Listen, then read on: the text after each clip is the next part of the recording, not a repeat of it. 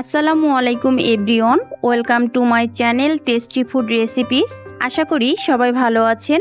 আচার খেতে কে না পছন্দ করে? ছোট বড় সবাই কিন্তু আচার খেতে ভীষণ পছন্দ করে। চলছে আমের সিজন, বাজারে কিন্তু প্রচুর পরিমাণ কাঁচা আম কিনতে পাওয়া যায়। আজকে আপনাদের সাথে শেয়ার করব কাঁচা আমের টক ঝাল মিষ্টি একটি আচার রেসিপি। ভিডিওটা স্কিপ না করে পুরো ভিডিওর সাথে থাকার জন্য অনুরোধ করছি। তাহলে চলুন রেসিপিটি শুরু করি।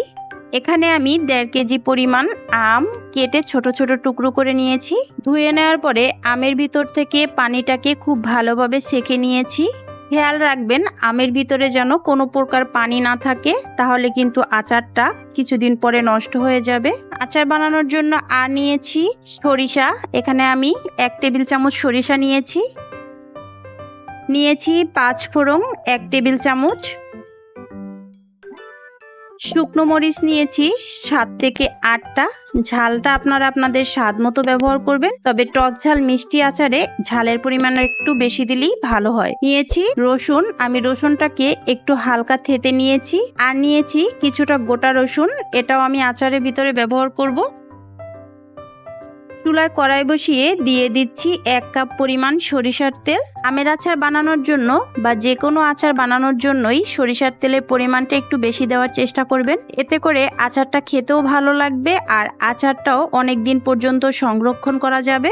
এবার তেলের ভিতরে দিয়ে দিচ্ছি 1 চা চামচ পরিমাণ গোটা 5 ফোড়ন। আর দিয়ে দিচ্ছি আগে থেকে যে থেতে রেখেছিলাম রসুন, সেই রসুনটা। এবার এগুলোকে একটু তেলের মাঝে ভালোভাবে ভেজে নিব। 2 মিনিট ধরে রসুন আর 5 ফোড়নটা আমি তেলের ভিতরে একটু ভেজে নিয়েছি। আর দিয়ে দিচ্ছি 2টা শুকনো মরিচের ফোড়ন। এবার দিয়ে দিব সরিষার পেস্ট। আমি এখানে কাঁচা সরিষাটা পেস্ট করে নিয়েছি। এবার এটাও সরিষার তেলের ভিতরে দিয়ে দিব। দিয়ে কিছুক্ষণ সরিষাটাকেও তেলের ভিতরে ভাজতে হবে। খুব বেশি ভাজতে যাবেন না, 1 মিনিটের মতো ভাজলেই হবে। খুব বেশি ভেজে নিলে কিন্তু সরিষাটা পুড়ে তেতো হয়ে যাবে। এবার দিয়ে দিচ্ছি কেটে রাখা আমগুলো। আমগুলো দিয়ে ভালোভাবে নেড়েচেড়ে মশলার সাথে মিশিয়ে নিব। এ পর্যায়ে কিন্তু চুলার হিট মিডিয়ামে রাখবেন। দিয়ে দিচ্ছি 1 টেবিল চামচ পরিমাণ লবণ। আর দিয়ে দিচ্ছি 1.5 চা চামচ পরিমাণ মরিচের গুঁড়া। এখানে মরিচের গুঁড়াটা দিলে আচারের কালারটা খুব সুন্দর আসবে। এবার সবকিছু দিয়ে একটু নেড়েচেড়ে নিব।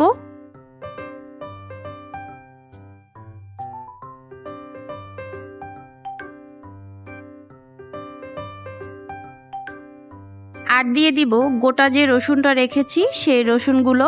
এই রসুনটা দেওয়ার কারণ হচ্ছে এটা কিন্তু ভেঙে যাবে না, আচারের সাথে আস্ত আস্ত থাকবে। আর এই আচারটা যখন আমরা খাবো ভাত বা পোলাও বা এই আচারের তেল দিয়ে ভর্তা বানানোর সময় একটু রসুন যদি এর সাথে দেয়া যায়, তাহলে কিন্তু তার টেস্ট দ্বিগুণ বেড়ে যাবে। আর এই জন্যই আমি কিছুটা গোটা রসুন ব্যবহার করছি, তবে আপনারা যদি না চান তাহলে এটা স্কিপ করতে পারেন। এবার কিছুক্ষণ জাল করে আমটাকে সিদ্ধ করে নিব। 4 থেকে 5 মিনিট জাল করার পরে আমটা কিন্তু মোটামুটি সিদ্ধ হয়ে এসেছে।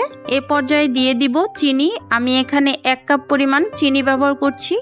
খুব বেশি চিনি দিব না, তাহলে কিন্তু মিষ্টি হয়ে যাবে। যেহেতু টক ঝাল মিষ্টি আচার বানাচ্ছি, সেক্ষেত্রে কিন্তু টক ঝাল মিষ্টির ব্যালেন্সটা রেখে নিতে হবে।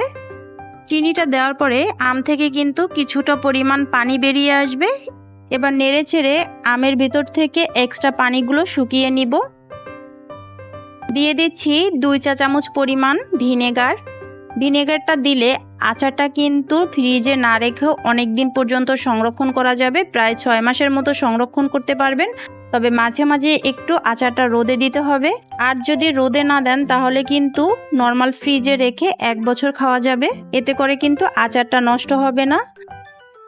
এবার আমি কিছুক্ষণ জাল করে আচারের ভিতর থেকে এক্সট্রা পানিগুলোকে ভালোভাবে শুকিয়ে নিব।